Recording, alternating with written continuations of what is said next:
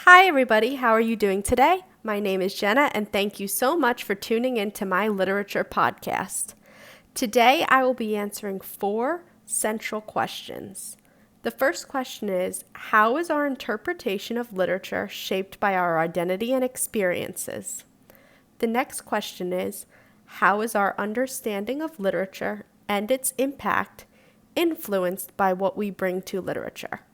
The next question is, what is the role of a witness in literature? And the last question is, which concepts by Boyle help to change or reaffirm how you interpret literature and why? So let's get started.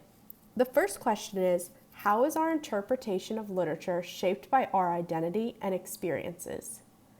So this took me a while. I really had to think about this and how I interpret literature and what I bring when I pick up a piece of text. I think that someone's background really impacts how they interpret literature. For example, I'm an only child. I was raised in Brick, New Jersey. I am Caucasian. I was raised by like a middle-class family, and I think that brings something to literature that someone from a different background might not have. Everybody grows up with a different background, whether it be someone's race, nationality, upbringing, where they live, their sex, their gender identity. But this one piece of text can be interpreted a million different ways just based off of that. When I read a text, I always want to relate it to myself and my own experiences, and sometimes I find that hard if I can't relate to that person. I always want to be able to feel what the person in that book is feeling, and sometimes it's hard if my background does not allow for that. One text I read from this class that I really could relate to was The House on Mango Street by Sandra Cisneros. I just really felt that I could relate to the storyline and the protagonist. The part I really could not relate to was having a lot of siblings. I did grow up as an only child, so that part did feel a little different to me. However, I did try to step into the protagonist's shoes and just feel how it would be to have more siblings. I didn't grow up poor like the family in the story, and I can admit to that, but I also did not grow up rich. I was very middle class, and I felt that I could still relate to what they were going through because my parents didn't always have necessarily a steady form of income. Sometimes I felt like we had all the money in the world, and other times I felt like we had to live off of what little food we had to survive. It was very up and down.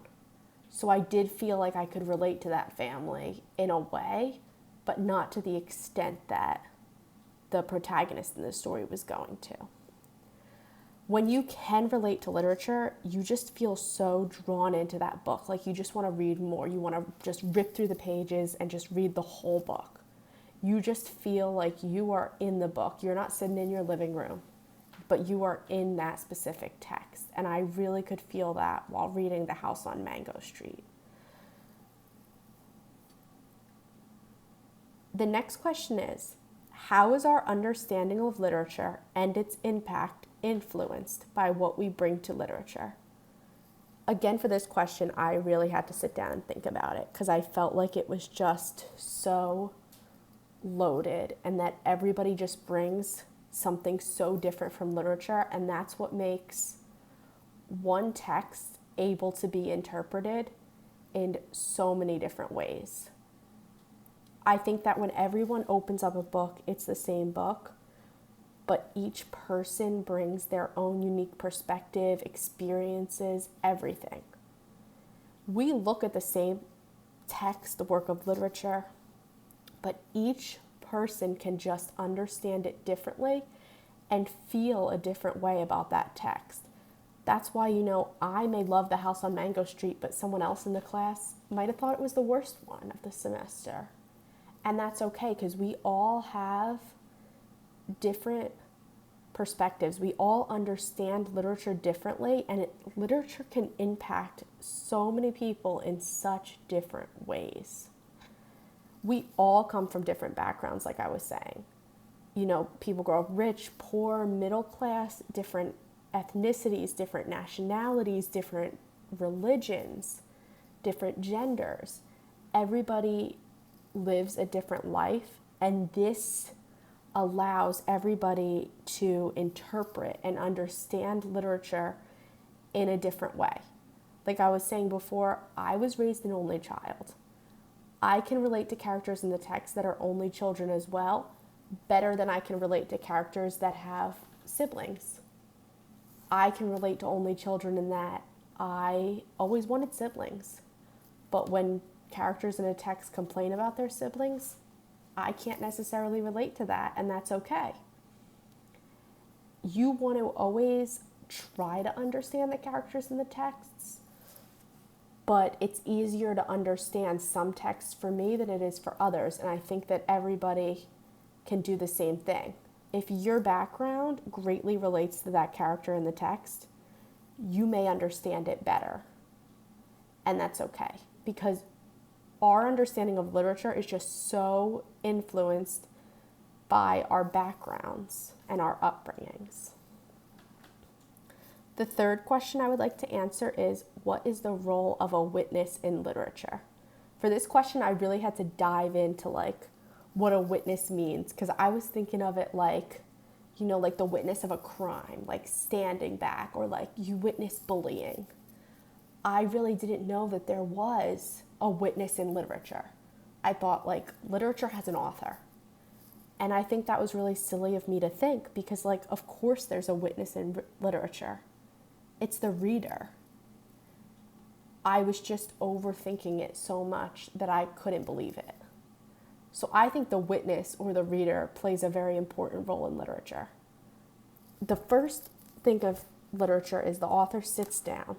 They got pen, paper, or they're typing it. And it's just an idea. The author has an idea, and they're writing or typing their ideas down. But there's no witness, there's no reader, it's just the author.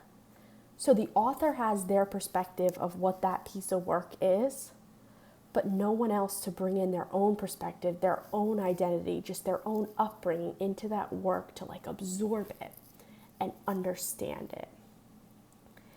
And I really felt like I was a witness truly when I read the last quatrain of the Ballad of Emmett Till, written by Gwendolyn Elizabeth Brooks. I really could feel myself as a witness, like I was standing in the room with the grieving mother that Brooks was writing about in that piece of work. I felt that literature was just so intimate.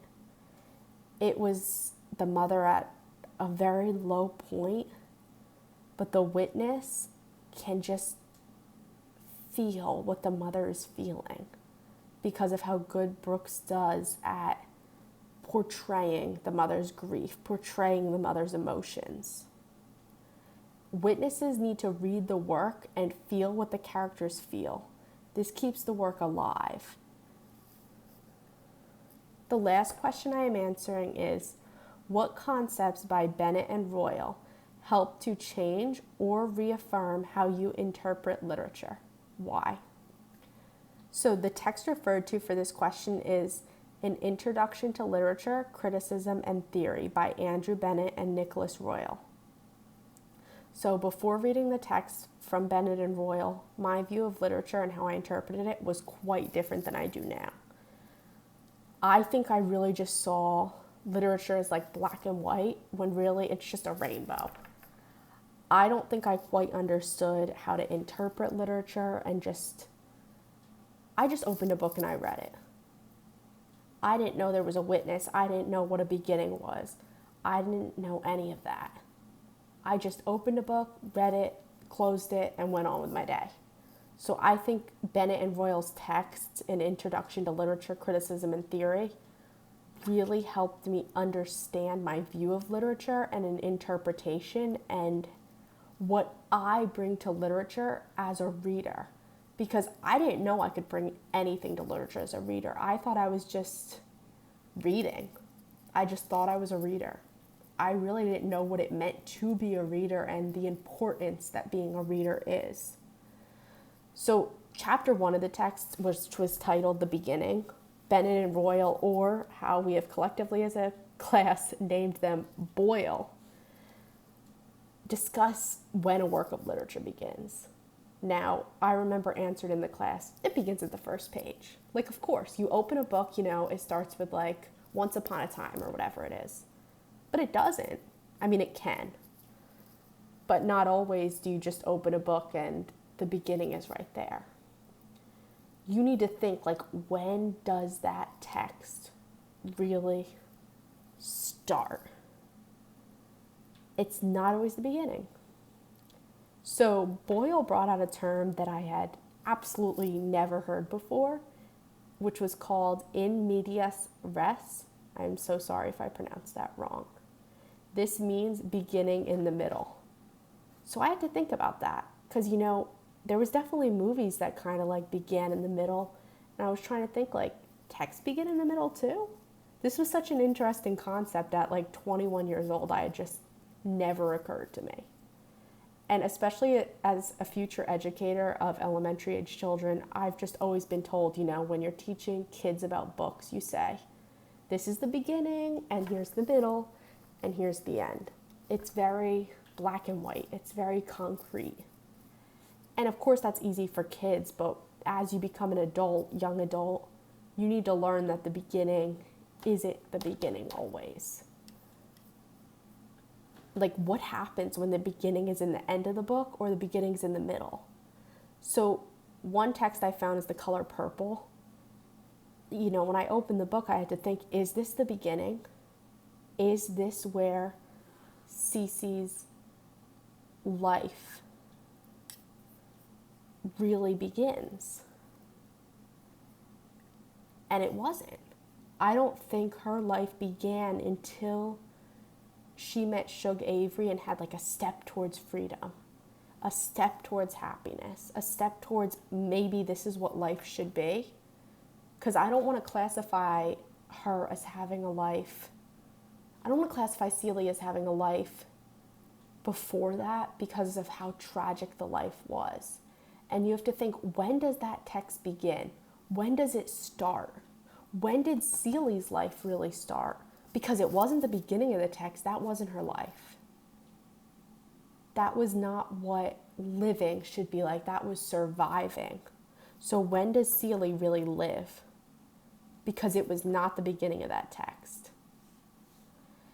And I think the concept of when a text begins has made me rethink many books I have read and rethink when they really began. And I think, when I open a book now, I'm like, is this the beginning? Or in the middle, I'm like, oh no, this is the beginning. At the end, I'm like, no, maybe this was the beginning. And it just really made me rethink like what a text is, what the beginning is, and how I'm reading a text. How am I interpreting a text? And another way Boyle has allowed me to rethink is how I view an author of the text. So on page 23 of the text, it states, the author cannot die because they will always be a ghost. This quote really connected with me because to me, I was like, okay, if an author dies, they die. It is what it is. If you die, you die. If an author dies, they die. But I think it's similar to like an artist. When an author dies, their work lives on and kind of encompasses a life of their own. And when the reader reads the text, they can feel like the author is still with them. The author dies but leaves something behind that is bigger than life itself, which is shown in their literary texts. So in the text, it also says, we may speculate, fantasize, and tell ourselves stories about an author, but the author is sort of a phantom. Now, this spoke to me because, people talk about authors who have passed, and it kind of feels like they're still with us, but they are kind of like a ghost. But their works live on, and their works are so larger than life. These authors left the world with something so great, and the world will continue, and the readers will keep the authors alive in their mind for as long as they're reading the texts. It is just a huge legacy that these authors can leave behind. I am really grateful that I was able to read the Boyle text because, especially as a future educator, I think that it has helped me understand how to interpret literature, and I think that I can bring this to my elementary students on like a smaller scale, obviously, because the Boyle text is very hard to read for small children. But I think I can really bring it and help children understand literature better as well.